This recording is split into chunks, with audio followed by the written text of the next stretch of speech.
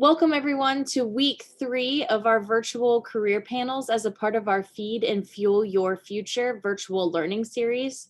The Ohio Department of Education is thrilled to be partnering with education projects, our commodity groups, and various groups across the state of Ohio to promote agriculture careers as sustainable career pathways for students after high school. This week, we're focusing on sustainability and ecosystems, and we have some very special guests lined up for you today.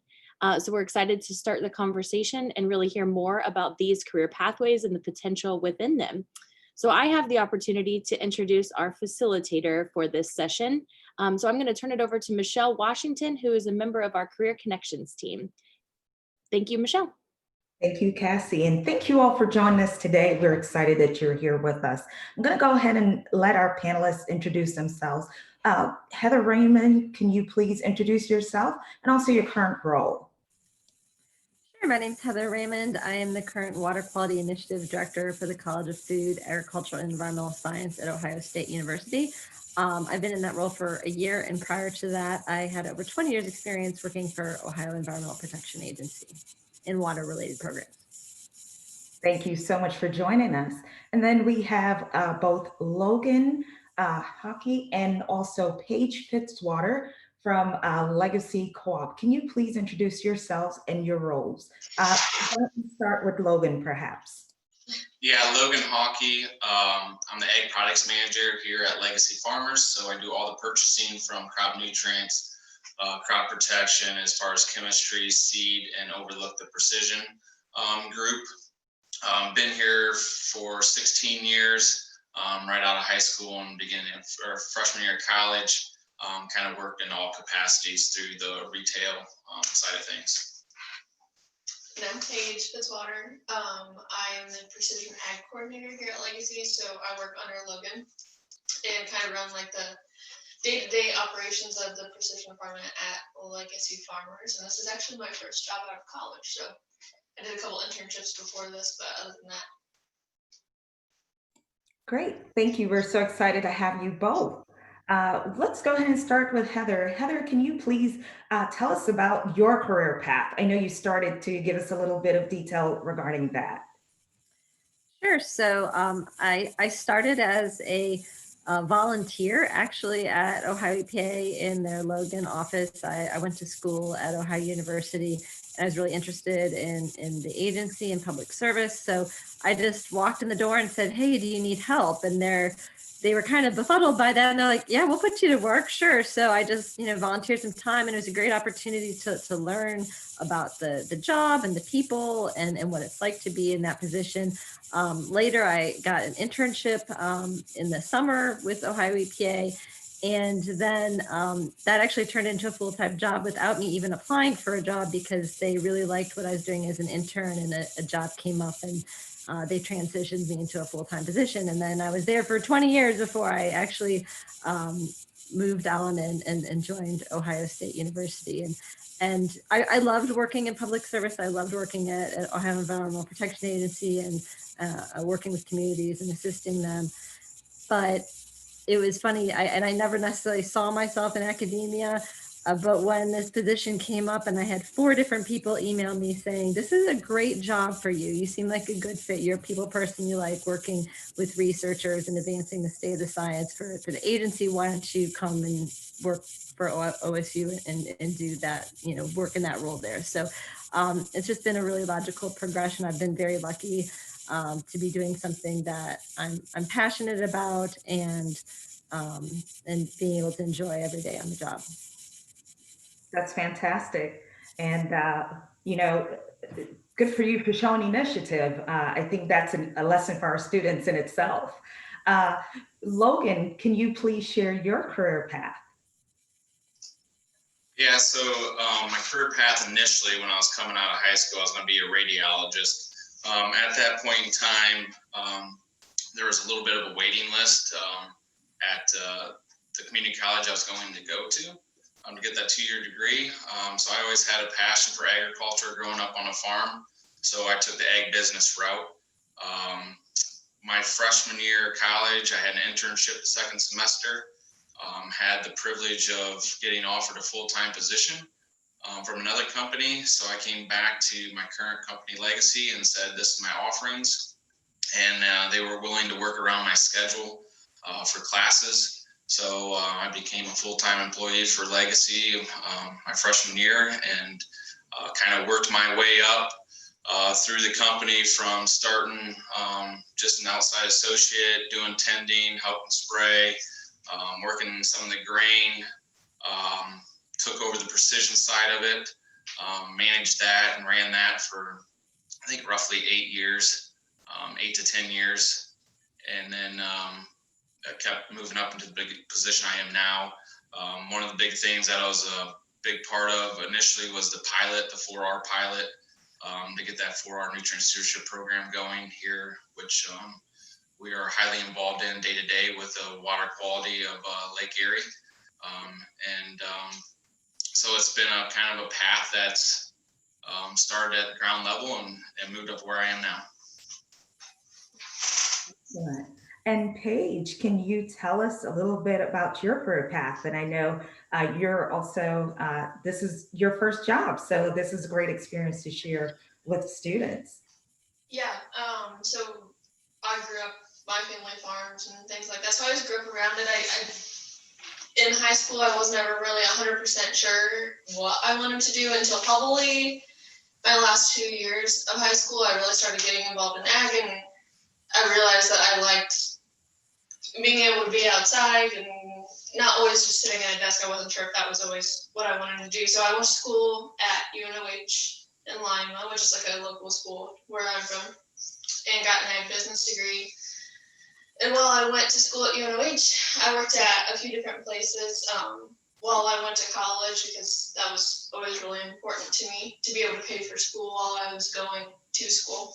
And I did an internship with the Ohio Farm Bureau. And then once I graduated college, I got an internship with Legacy for the summer.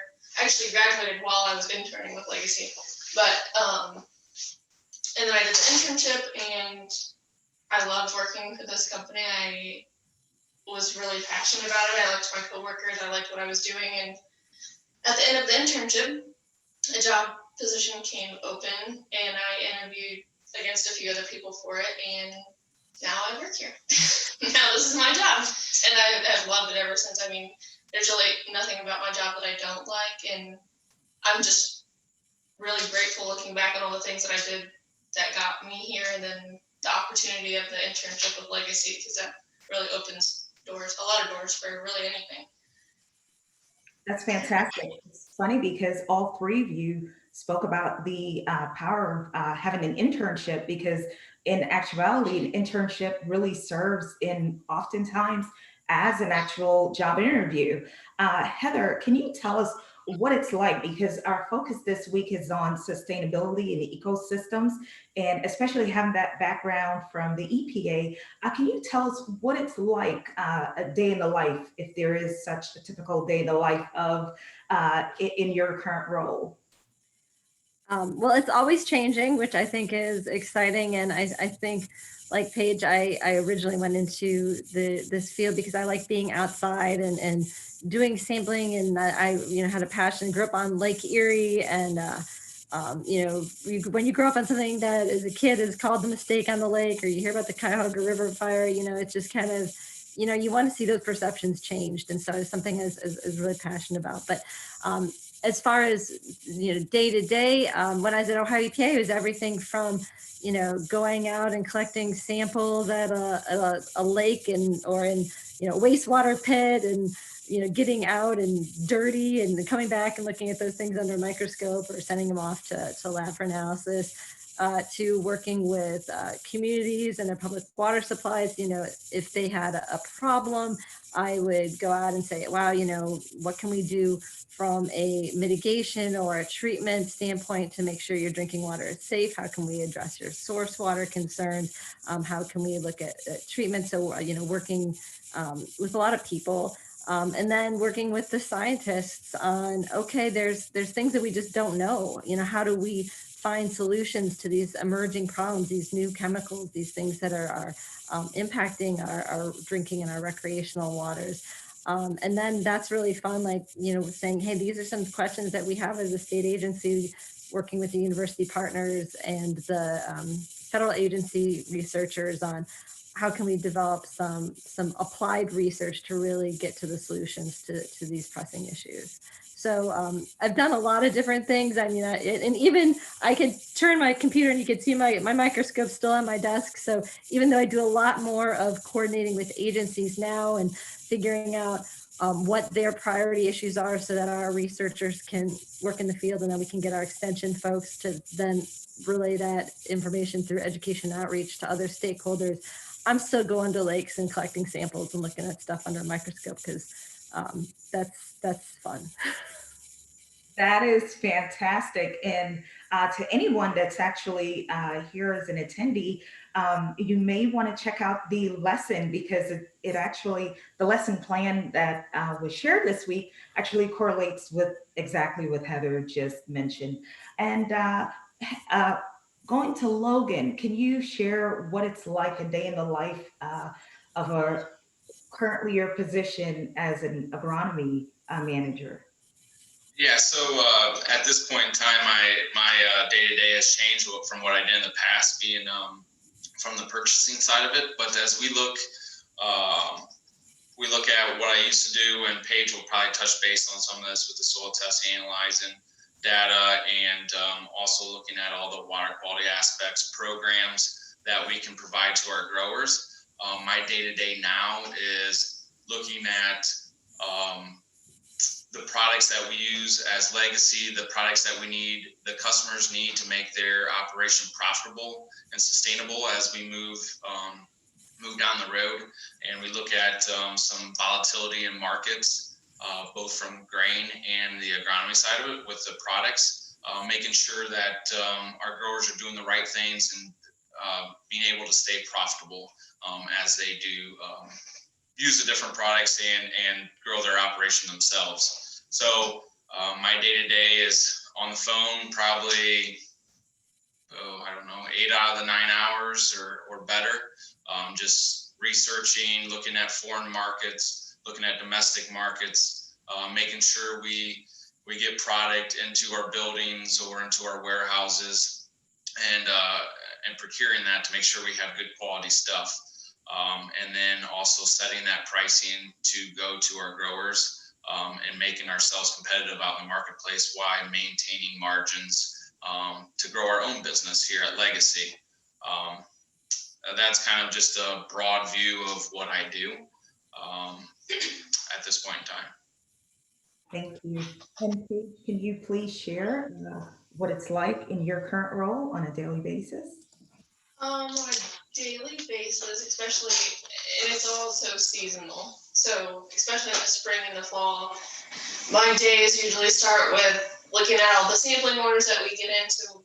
We as a company have a team of soil samplers, which I'll usually pitch in myself if we're getting pretty far behind, but hundreds of acres a day we can soil sample when all three of us are out. So I'll coordinate that stuff, line up work orders for the soil samplers throughout the day, and then I also watch and communicate with our soil testing lab pretty much on a daily basis where things are at soil sampling wise and what soil samples are finished and everything like that. So once the results come back, I make a fertilizer recommendation based on the soil samples that we received from when we soil tested it, and then we call those variable rate fertilizer prescriptions.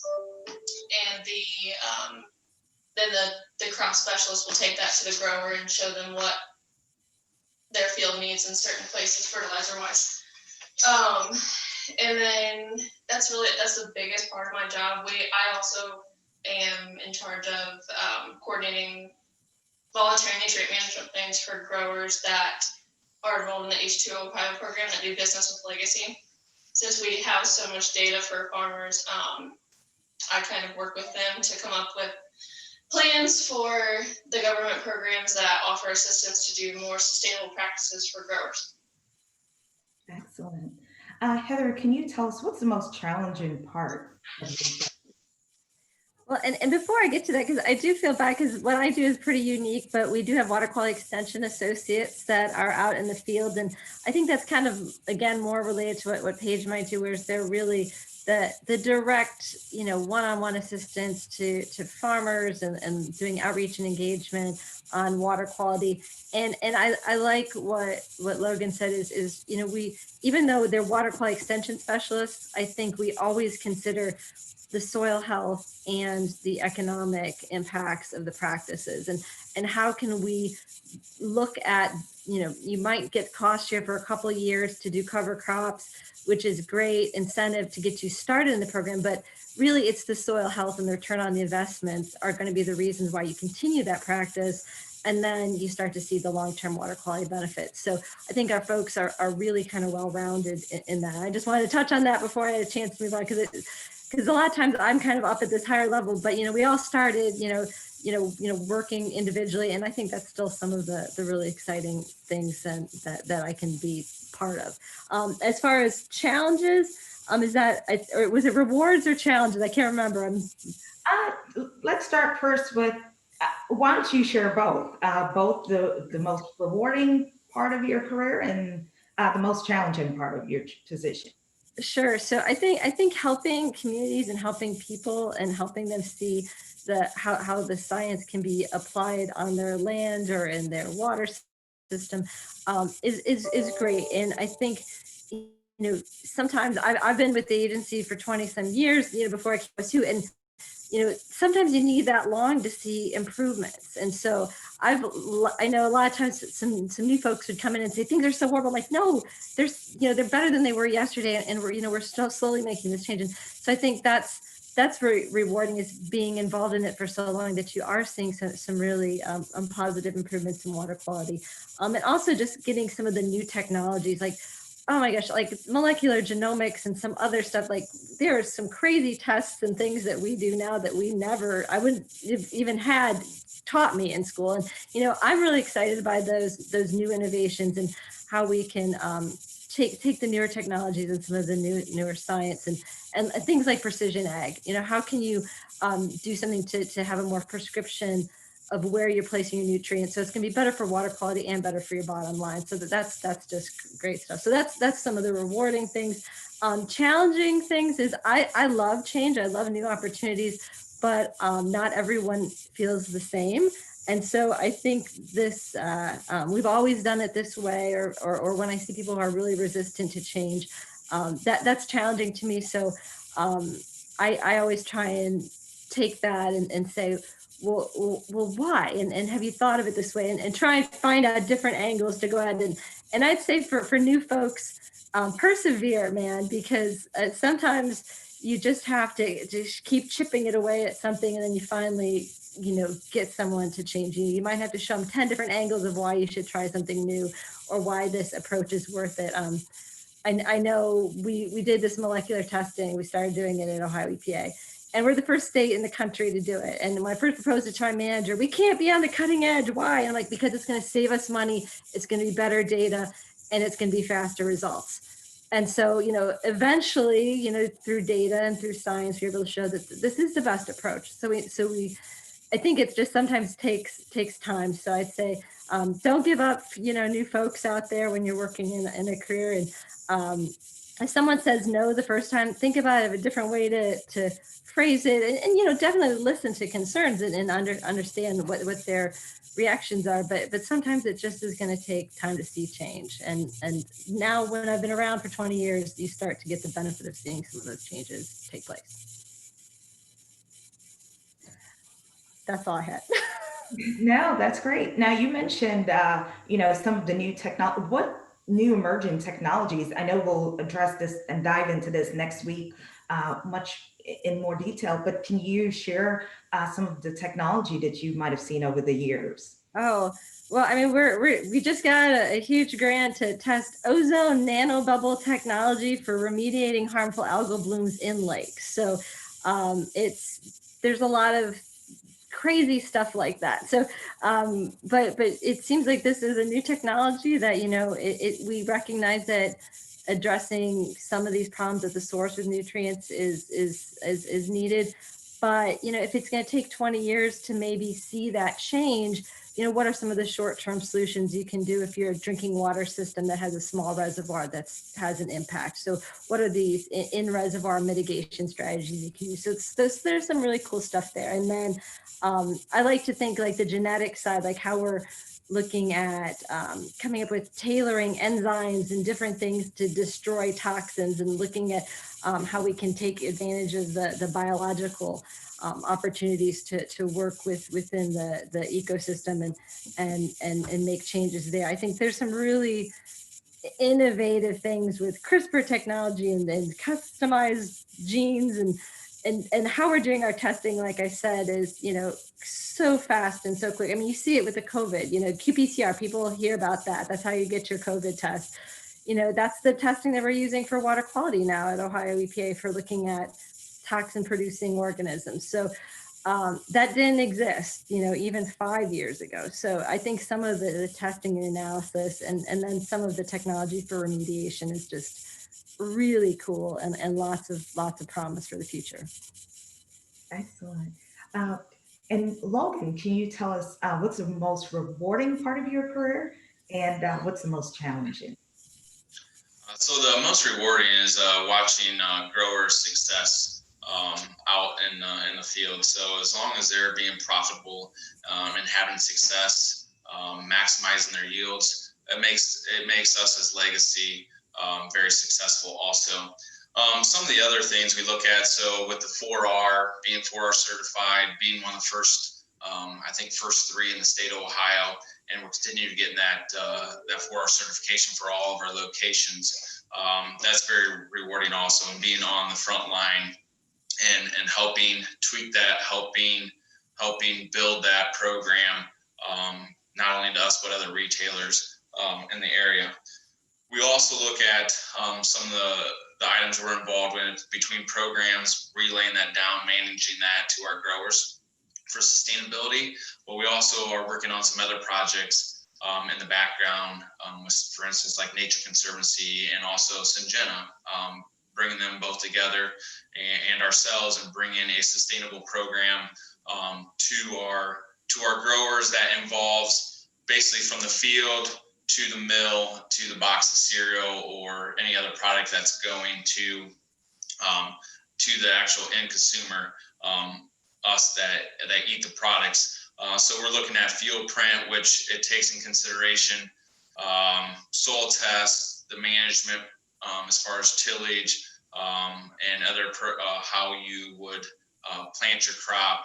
Also, how far you are from the end receiving point. So mileage, the carbon print, and at the end of the day, it gives us a score. Now, what exactly does that score look like compared to others? We don't know specifics, but we are working on where does that fall in, and how do we continue to minimize some of these could be harmful conditions. I won't say harmful, but tweaking how we do things to be more environmentally friendly, all the way from like what Paige does, soil testing, all the way to harvest and actually delivering the product at the end of the day, and keeping that segregated. So that's some projects we work on in the background here at Legacy to give to our farmers and bring it in other groups to try to combine that.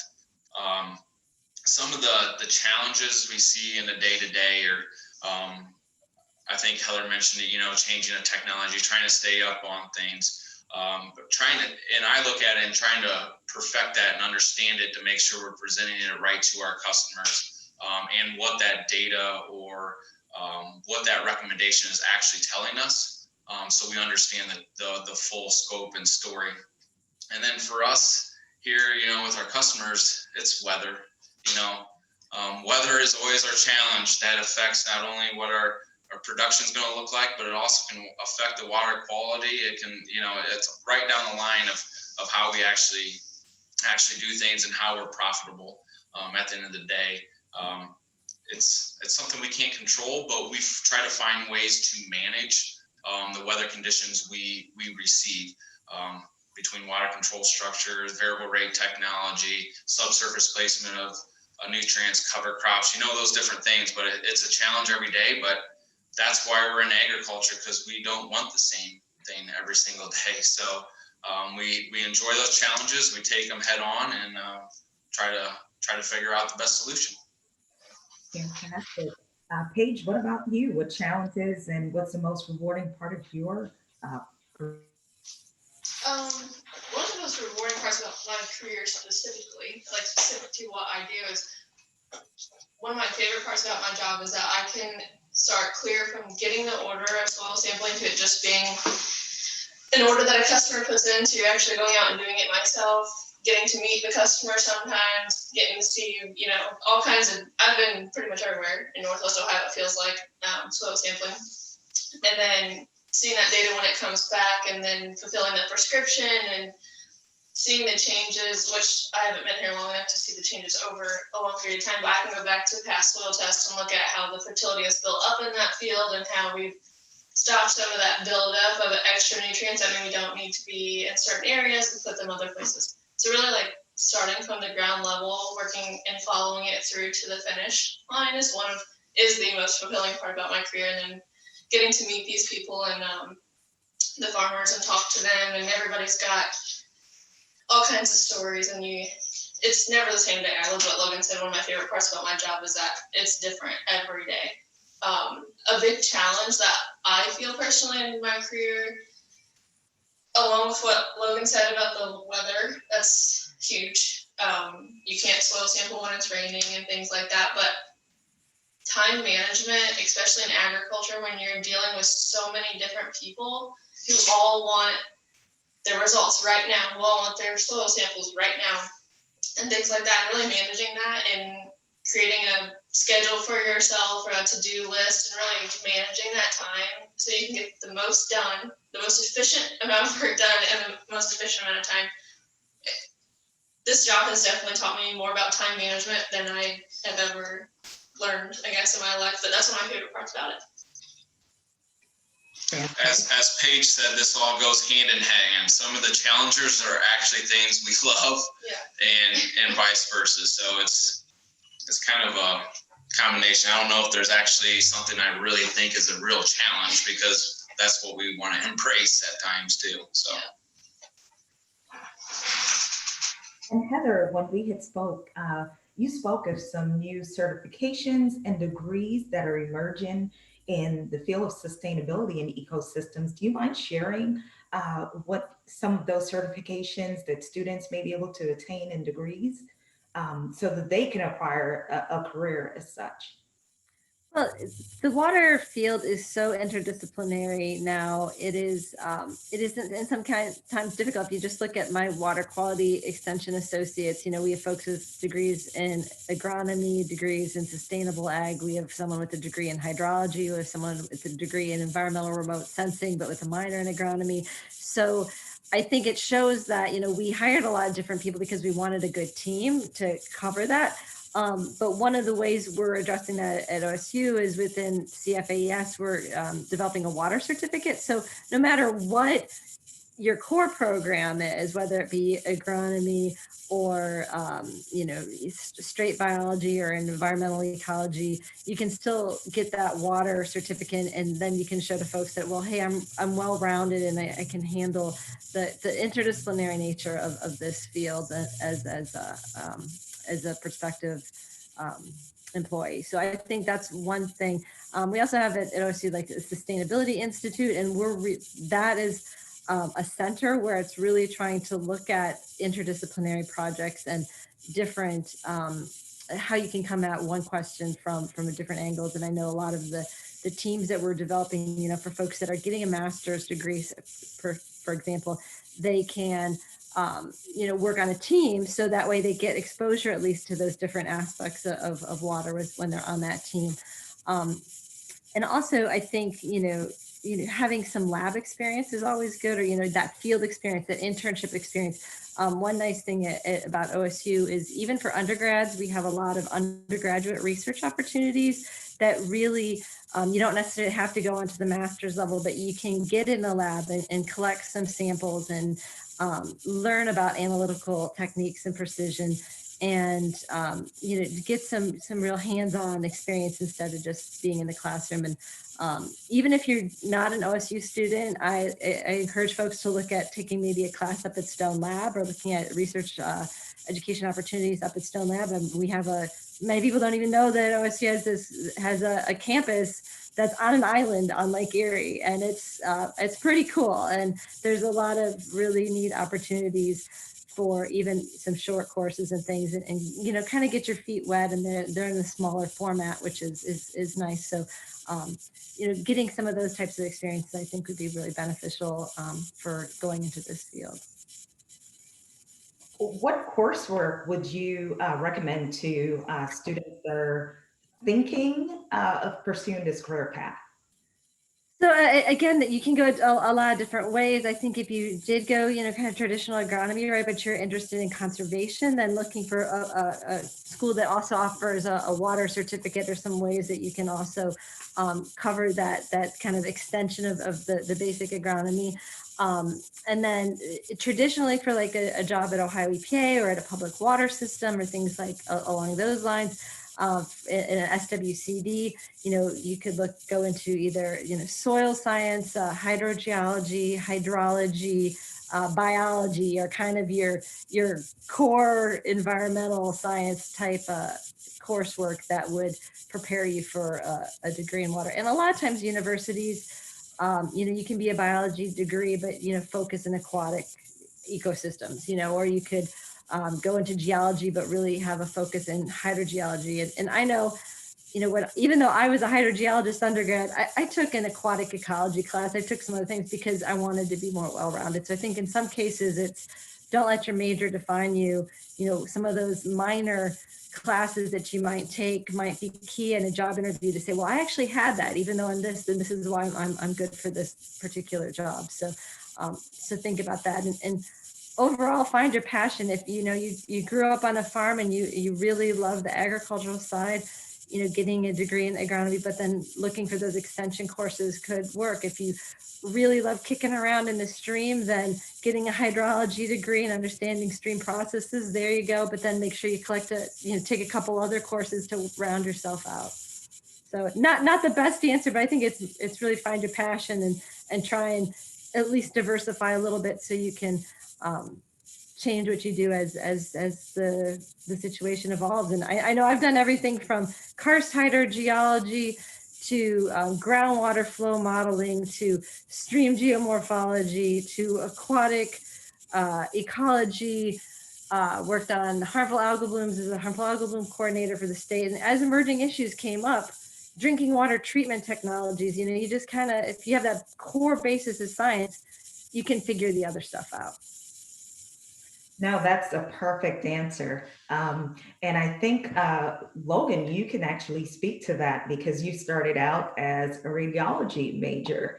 And so having those core sciences, as you indicated, is quite important. Logan, can you tell us how did your internships or high school experiences actually impact your career choice? So yeah, from a high school, I actually was not involved in FFA or any of the agricultural programs. I took a different route. I was in a lot of financial and for college credits, basically trying to get some baselines done for my schooling, my extended schooling, and my associates and bachelors early on in high school. And some of that was because I was part of farming already and dealt with it quite a bit. So as I moved into college and made some of the career path, I went in agribusiness and then got a bachelor's in business management. Along there's some conventionals that can, like certified crop advisor. I sit as a chair on the certified crop advisor board. So with that, there's a lot of CEUs you need to receive, and you get to do a lot of trainings and hands-on stuff along that road. And some of that was, goes back to the internship and understanding some of those things just to get a little touch feel of what it actually pertains to, and then actually having education behind it. And then you can relate back to, oh yeah, I remember doing that out in the field. So you kind of get that visual hands-on, and then when you actually learn about it, you can have more of a relationship to it than the classroom side of it. So I think as far as an internship, that gives you a little bit of exposure at a different level so that you can relate back and have the interest in it when you're actually learning about it later on. But like Heather said, the agronomy side with classes, soil science, ag business side of it, that all relates to what we do at the retailer level or supplier or agronomist level. It gives you a good background, and then the rest of it comes from internships and hands-on out in the field. But like I said, I'm a certified crop advisor, applicator licenses, different things like that to give you a lot of testing and to prove what you know about the field and the education to follow it with the new technology and what's happening at that point in time, along with how things were done in the past. So it's kind of a nice, well-rounded package there to continue to get your CUs and learn along the way. Excellent. And Paige, can you tell us for students that may need to work and go to school, because that's pretty much what you did. Can you share how are you able to balance that? It's not easy. You have to keep your eye on the end, because when I sit here today, I'm very thankful for all that stuff I did, but it's not easy in the moment. You just have to remember that you will, I promise you will thank yourself for it in the end. And that pride I felt, not only when I graduated college with no college debt, but when I got this job at Legacy Farmers, it makes all of that hard work so much more worth it. So, I just worked with my bosses with time management. I made sure that they knew that I did have homework and what days that I had classes and things like that. But when you find the right company who will work with you on that kind of thing, you'll know, because they'll understand that you are trying to better yourself, but you're also trying to work hard at the same time. And I think people undervalue that. Companies don't, but individuals do. So companies will recognize in you that you want to do hard work. You just need somebody who will give you a shot and things like that. And it's kind of why I sit here today, actually. Wonderful. Heather, what advice would you give to students that would like to go into this career field? I'm sorry, you cut off for a second. I missed that. What advice would you give to students that may be looking to explore this career field? I would definitely say, as has been told many times here, is, look for volunteer opportunities, intern opportunities. I mean, even before even in high school, you can do that. Just walk in, or do a cold call to a company or a different, environmental or, state agency or wherever you think that might be of interest to you. And I know that it was touring Ohio EPA's lab that I knew I did not want to be a chemist. I'm like, oh my gosh, you're stuck in this thing every day and you're just running sample after sample and no, I like people. That wasn't for me. So I think it takes, that experience and seeing what really is a good fit for you. And then that's where you build the connections and you make those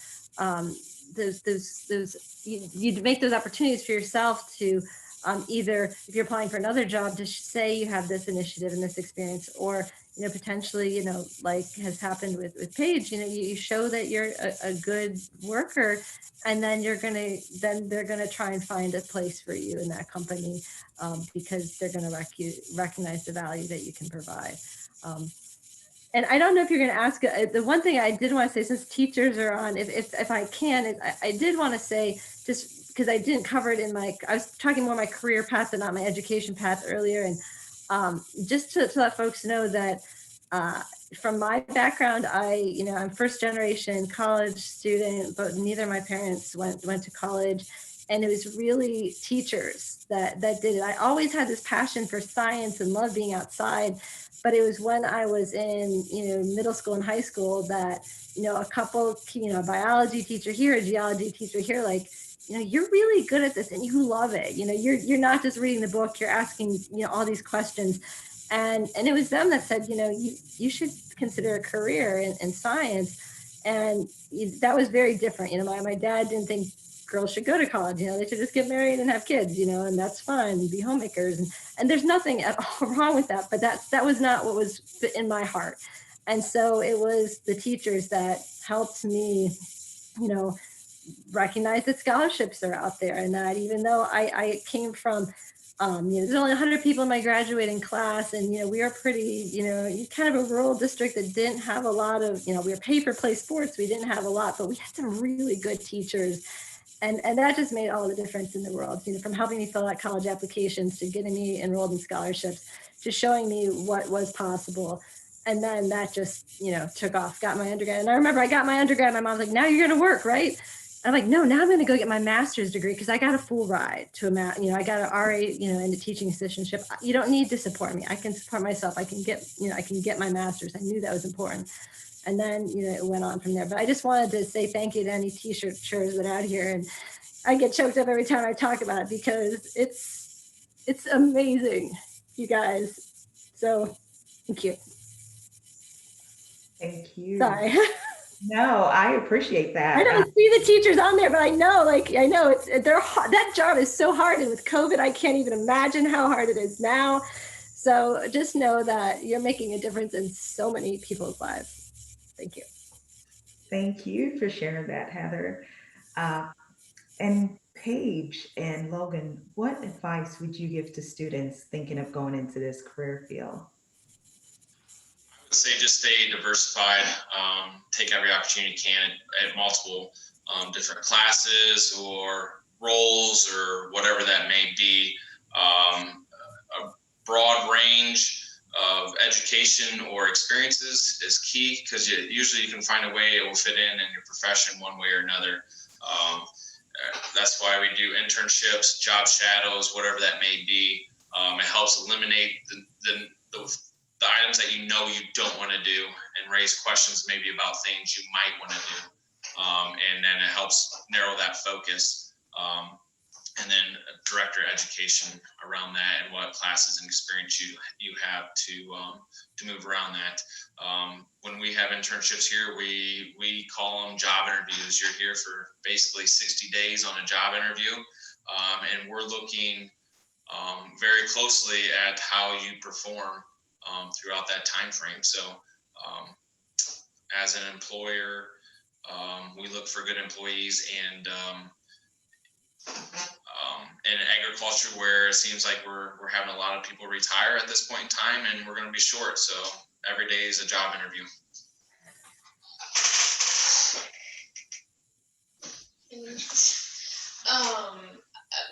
My biggest thing is just, I love what Logan said about finding out what you do want to do and what you don't want to do. So when I first started, and actually in my job after my internship, I did precision and seed, and I quickly came to realize that seed wasn't my forte. And when you find a company as good as Legacy, they will be open to you saying, hey, I really don't like this, but I really love this. And then that kind of gets you to a point in your life where you just wake up every morning, and like, since I've started my job, there's not been one morning that I've woken up that I haven't wanted to come here. And that was my one goal in life, was to love what I do, and I do every day. So work really hard. It will always pay. That's the one thing I feel like stands true. Hard work will always, always, always pay off in the end. So even if it doesn't happen, I was very fortunate that it happened so quickly for me. It may not happen that quickly for other people, but just always keep your eye at the end of the tunnel, and you will get there eventually. I want to thank each and every one of you for sharing, and it's obvious that you're absolutely passionate about what you do, and it's infectious. And so thank you so much for sharing. Heather did share a couple of resources. I'll go ahead and put those in the chat, and I'll turn it back over to Cassie. Thank you all so much for sharing your stories and your heartfelt testimonials about how you got to where you are. And I think it's really important that students know that sometimes the career that you land in happens by accident, but it's good when you can have great mentors in your life to help point you down a pathway. So there was a comment in the chat that said, thank you for sharing, teachers make all the difference. So Heather, I think your message rang loud and clear. And yes, for our teachers that are rewatching some of these panels and these recorded sessions, we hope that you find these useful in your classrooms, because we understand how much of a difficult time you're having right now. So we hope that this can provide some meaningful content for you as you think about your hybrid and remote learning situations. But we really can't thank our panelists enough for, again, sharing your stories. And we hope that the students that are watching these maybe consider a career in agriculture. Even if you don't necessarily come from an agriculture background, you can see how water quality and sustainability is something that will keep America at the forefront of our economics. So thank you all for joining us today. Thanks, Michelle, for the great moderation. And we will talk next week for our final career panel next Thursday at 1 o'clock. So we look forward to seeing you all then. Take care. Thanks again. Thank you. You.